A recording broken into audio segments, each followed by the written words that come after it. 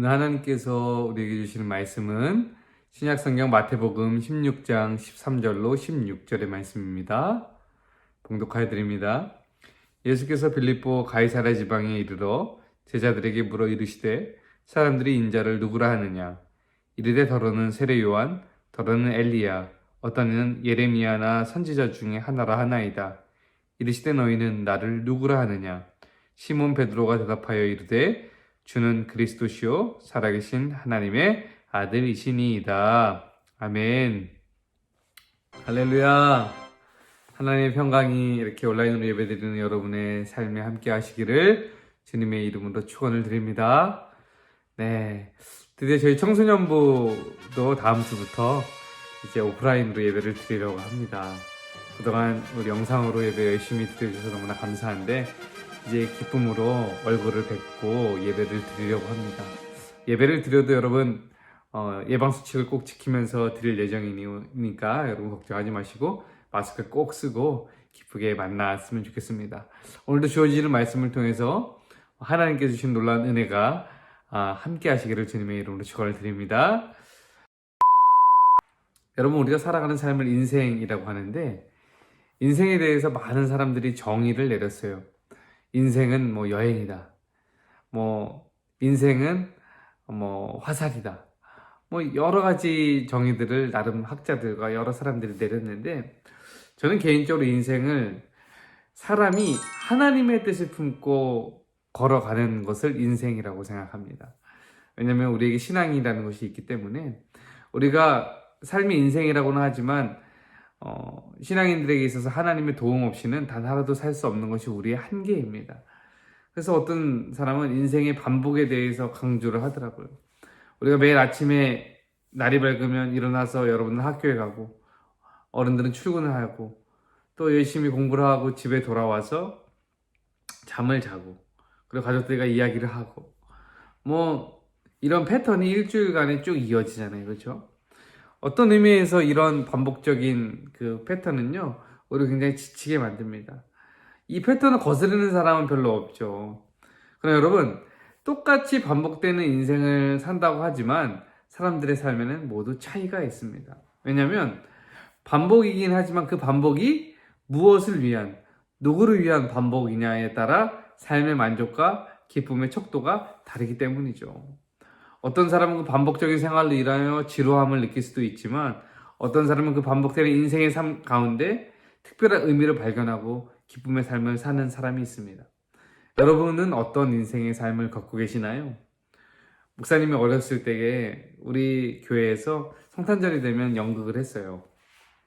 저희 교회도 이제 그 성탄절 되면 축제를 하잖아요. 저는 이제 중학교 1학년 때 이제 중고등부에 올라가서 저도 잘 못하니까 늘 제가 맡았던 역할은 지나가는 행인 1, 나무 이런 걸 맡았던 것 같아. 근데 이제 고등학교 2학년 정도가 돼서 나름 비중 있는 역할을 맡았던 것 같아요. 열심히 연습을 했습니다. 교회에서 제가 공부하고 바쁜데도 불구하고 교회에 가서 열심히 연습을 했어요. 그래서 이제 막 그날이 되었어요. 연극이 시작됐습니다. 많이 긴장을 했지만 그래도 나름 제 역할을 잘 감당하고 그걸 마쳤습니다. 모든 그걸 마치고 이제 성탄 예배를 드리고 사람들과 뒤풀이를 이제 페리카나 치킨을 맛있게 먹으면서 하고 이제 집으로 돌아오게 됐어요. 집에 돌아와서 잠을 자려고 딱 누웠는데 왠지 모를 허탈감과 공허함이 제 안에 있었던 것을 확인했습니다. 내가 이거 한 번 하려고 이렇게 많은 에너지를 쏟은 것일까? 그 허전함을 아직도 잊혀지지가 않아요. 잠언에 이런 말씀이 있습니다. 우리의 연수가 70이요 강건하면 80이라도 그 수고와 연수를 자랑하는 자에게는 수고와 슬픔뿐이요 신속히 가니 우리가 날아가나이다 라는 말이 있어요. 모든 사람들은 내용만 다르지만 무대 위에 서 있는 존재와도 같습니다. 근데 여러분, 그 무대의 공연도요 언젠가는 끝이 나게 되어 있어요. 관객도 떠나고요, 조명도 꺼지고요, 음향도 내려지게 되어 있어요. 여러분, 우리가 허탈감을 느끼면서 무대에 내려올 수도 있고요, 비록 부족하게 끝났지만 자신의 역할과 소임을 다했음에 감사하면서 내려올 수도 있습니다. 단 그 차이는요, 무대 위에 있는 동안에 그 무대에서 무엇을 하고 무엇을 반복하며 살았느냐의 차이가 있다는 것입니다. 오늘 우리가 살펴본 본문은 교회에 다니는 사람들 한 번쯤 들어봤을 만한 부분의 이야기입니다. 성경에서 최고의 그리고 신앙 고백으로 찬사를 받는 이 부분은 예수님의 수제자였던 베드로가 예수님께 고백하는 장면이에요. 이 고백을 통해서 우리는 베드로의 신앙의 모습이 얼마나 아름다운지 확인해 볼 수가 있습니다. 베드로는 이 한 번의 고백을 통해서 엄청난 축복을 받게 되었는데 예수님께서 이 고백 위에서 하나님의 교회가 세워진다고 하셨어요. 그리고 베드로는 예수님께 천국 열쇠를 수여받습니다. 유럽의 많은 성당들을 찾아가게 되면요, 베드로가 이렇게 그 열쇠를 가지고 있는 그림과 조형물들이 많습니다. 여러분, 그의 신앙의 고백이 얼마나 위대했는지 후대의 사람들은 그 고백을 기리는 차원에서 그런 조형물들을 많이 만들었어요. 그의 고백의 핵심은 무엇입니까? 주는 그리스도시요 살아계신 하나님의 아들이시나이다. 16절 말씀을 한번 읽어볼까요? 시작. 시몬 베드로가 대답하여 이르되 주는 그리스도시요 살아계신 하나님의 아들이시니이다. 아멘. 주가 누구라고요? 그리스도. 구원자라고 하시는 거예요. 살아계신 하나님의 아들이다. 이 베드로의 고백 말고 보통 다른 사람들은 예수님에 대해서 이렇게 고백했어요. 예수님을 또 하나의 엘리야이다. 아니면 세례 요한이다. 예레미야다. 이렇게 사람들이 이렇게 얘기를 했어요. 그 고백은 여러분 자기가 고백한 건가요? 아니면 들은 고백인가요? 네, 남에게 들은 고백이에요. 자신이 경험하지 않은 다른 이에게 들었던 예수님을 다른 제자들은 이야기를 했습니다. 그러나 그 제자들 가운데 베드로는 달랐어요. 베드로는 들은 고백이 아니라 내가 고백하는, 경험하는 고백을 했다는 것입니다. 여러분, 들은 신앙은요, 나의 삶을 변화시키지 못합니다. 그러나 여러분, 경험된 신앙은요, 나의 삶을 변화시키고도 남을 능력이 있음을 여러분들 기억하시기 바랍니다. 사랑하는 원주중앙교회 청소년부 여러분, 여러분은 예수님을 무엇이라고 고백하고 있나요? 혹시 여러 제자들처럼 부모님으로부터, 친구로부터 들었던 예수님이 아닌가요? 우리는 신앙의 여정을 걸으면서 우리가 고백하고 우리가 만난 예수님을 고백해야 됩니다. 남들이 말하는 신앙이 아니라 내가 경험하고 만난 그 예수님이 있어야 나의 삶에 은혜가 있는 것입니다. 오늘 베드로의 고백은요, 현재의 고백이에요. 살아계신 하나님의 아들이라는 말 자체가 지금도 내 삶에 역사하셔서 함께 인도해 주시는 그 하나님의 은혜가 너무 풍성하다는 믿음의 고백입니다. 여러분의 신앙의 여정 가운데 그런 영적인 체험과 그런 회심이 있기를 주님의 이름으로 축원을 드립니다. 여러분, 베드로의 고백의 특징 중 하나는 뭐냐면 그 안에 진정성이 있었다는 거예요. 처음 아무것도 아닌 나를 불러주셔서 훈련시켜 주시고 새로운 인생의 길을 보여주신 예수님에 대한 나의 진정한 사랑의 모습이 그 고백 가운데 숨어져 있어요. 그 진정성 있는 고백에 예수님은 기뻐하신 거예요. 여러분, 누구나 고백은 할 수 있어요. 입술의 고백은 가능해요. 그러나 그 고백이 누구나 감동시키지는 않습니다. 여러분, 사랑하는 사람들에게 고백해 보셨어요? 아직 안 해보셨어요?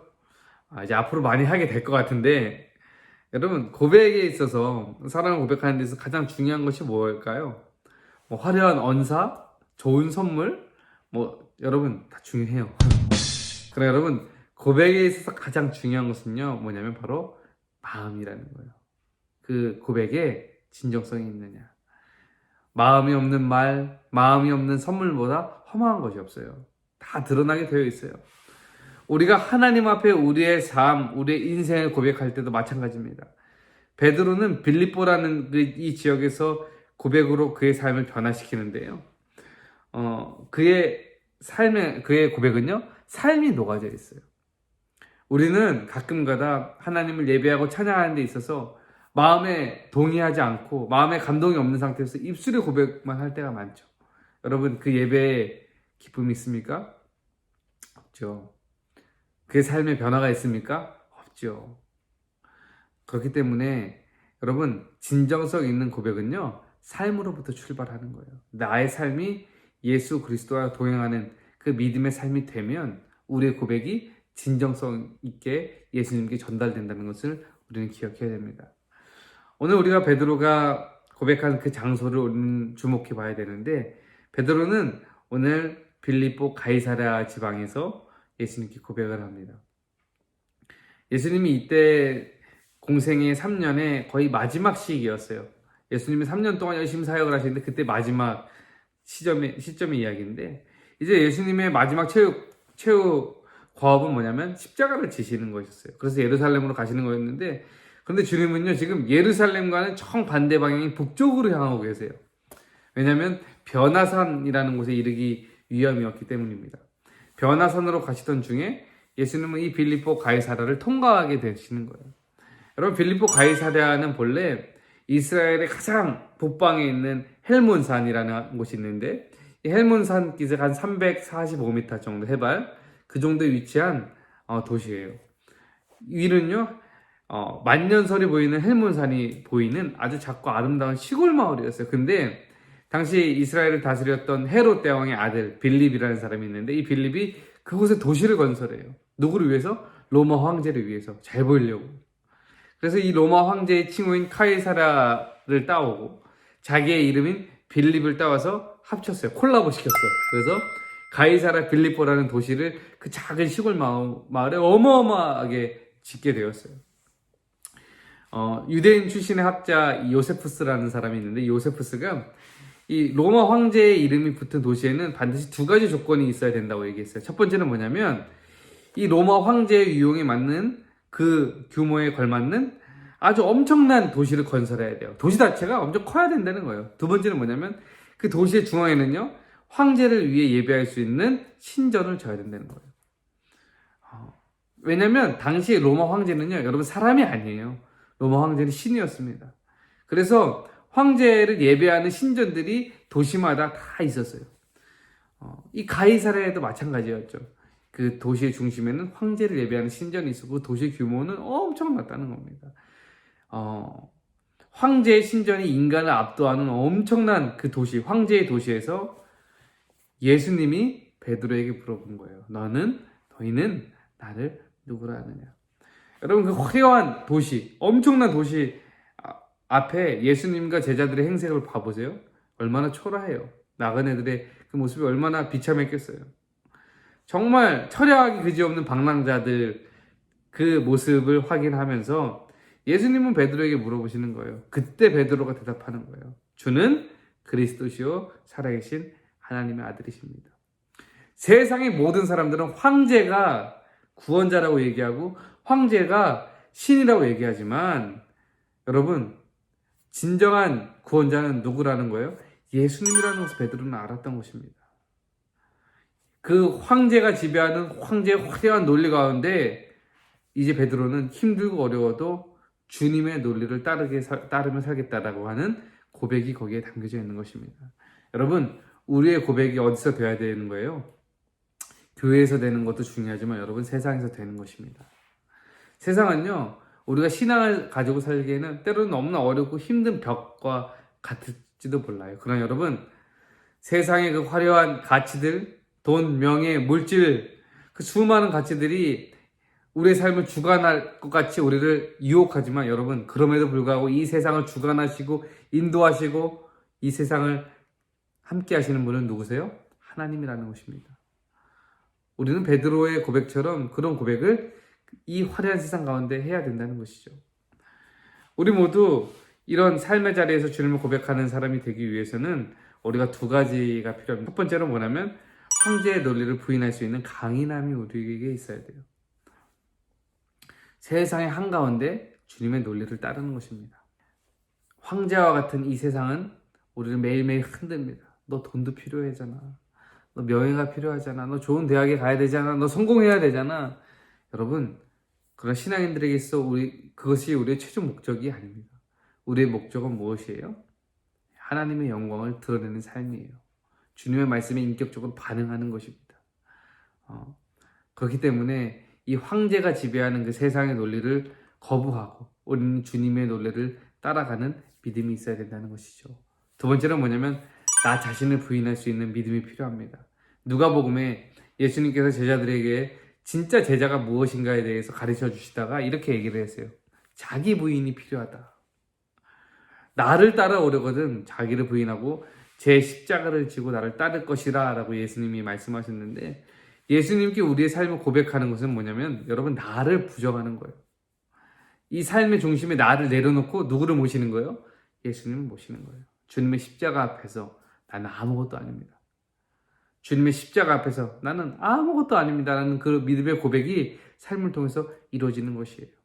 여러분, 신앙 고백으로 사는 인생은요, 늘 어려운 일이에요. 베드로도 위대한 고백을 했지만요, 그 이후에 여러 실수를 계속 경험하게 돼요. 그러나 여러분, 쓰러지지만 다시 일어서고 쓰러지지만 다시 일어서는 것이 바로 우리의 삶입니다.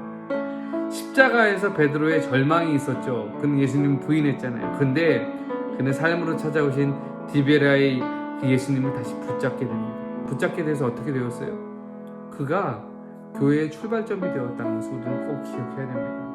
우리도 마찬가지입니다. 신앙의 길을 걷다가 쓰러질 때가 있어요. 여러분, 그때마다 여러분 절망하지 마십시오. 그럼에도 불구하고 기회를 주시는 주님의 그 사랑을 붙잡는 여러분들이 되시기를 바랍니다. 어느 인디안 부족이 성인식을 굉장히 독특하게 치른다고 합니다. 이 부족은요, 달이 뜨지 않는 캄캄하고 어두운 날을 정해서 이제 성인이 될 소년에게 막대기를 하나 주어줘요. 그리고 마을에서 멀리 떨어진 아주 험한 그 들판 한가운데 혼자 밤을 지새우게 합니다. 여러분, 얼마나 무서워요. 그 험한 들판에는요, 들짐승도 있고요. 이 소년이 감당하기에는 아주 두려운 것들이 참 많죠. 그리고 나서 이렇게 얘기를 합니다. 네가 만일 내일 아침까지 살아있으면 너는 진짜 성인이 될 것이다 라고 이야기를 해줘요. 무서워서 도망가거나 죽거나 하면 인디안 성인이 될 수 없다는 것이죠. 때문에 인디언의 소년들은요, 이 성인식을 치르는 동안 죽음에 대한 공포와 추위, 졸음과 싸우면서 꼬박 밤을 지새우게 됩니다. 날이 밝으면요, 소년들은 예외 없이 울음을 터뜨려요. 그것은 내가 죽지 않고 살았다는 안도감과 더불어서 이제 성인이 되었다라는 감동이 있겠죠. 그러나 진짜 그들이 울음을 터뜨리는 이유가 있습니다. 뭐냐면, 빛이라고는 찾아볼 수 없는 이 찰흙 같은 어둠 속에서 내가 이제 버림받았다고 느껴졌는데, 동이 트고 매우 가까운 거리에서 자기를 보호하기 위해서 아버지가 밤새 힘들게 활을 겨누고 있는 초췌한 그 아버지의 모습을 발견하게 됩니다. 내가 혼자라고 버려졌다고 느껴지고 너무나 무서워서 들들 떨고 있지만, 밤새 아버지는 활을 겨누고 가들을 지키고 있었다는 것이죠. 사랑하는 중앙교회 청소년부 여러분, 그러한 아버지의 마음이 우리 가슴 가운데 있습니다. 그러한 사랑이 우리 가슴 가운데 있습니다. 우리는 인생을 어떻게 살아야 될까? 이 반복적인 인생 가운데 우리는 무엇을 위해 살아가야 될까? 예수님을 고백하는 우리의 인생이 되었으면 좋겠습니다. 베드로의 고백처럼 이 세상의 한가운데에서도 나 자신을 부인하며 주님을 고백하여 삶을 통해서 하나님께 영광 돌리는 저와 여러분들의 삶이 되시기를 주님의 이름으로 축원을 드립니다.